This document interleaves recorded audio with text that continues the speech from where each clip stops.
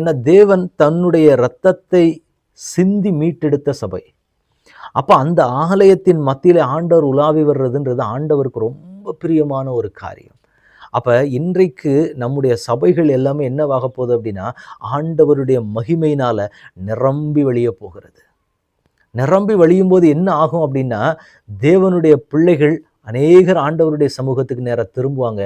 நாம் ஆண்டவருடைய சமூகத்துல என்னென்ன காரியத்தை ஒப்பு கொடுக்கணும், என்னென்னலாம் ஆண்டவரிடத்துல இன்னும் கிட்டி சேர்றதுக்கு நம்ம என்ன பண்ணணுங்கிறத ஆண்டவர் நம்மோடு கூட பேச ஆரம்பிப்பார். நம்ம சபைகள் ஆண்டவருடைய பக்கமாய் ஆண்டவருக்கு பிரியமானபடி மாற மாற என்ன ஆகும் அப்படின்னா, தேசத்திலே ஆசீர்வாதம் உண்டாக ஆரம்பிக்கும், தேசத்தில் எழுப்புதல் உண்டாக ஆரம்பிக்கும், தேசம் தேவனுடைய பக்கமாய் திரும்பும், தேசம் தேவனுடைய பக்கமாக திரும்ப திரும்ப திரும்ப திரும்ப தேசத்தில் இருக்கக்கூடிய பாவ சாப கட்டுகள் எல்லாமே விலக ஆரம்பித்து விடும்.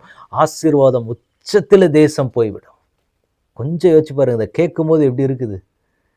அதுக்கு மெயின் அஸ்திபாரம் எங்க அப்படின்னா, நம்முடைய ஆலயங்களிலே தேவனுடைய மகிமை இறங்க வேண்டும்.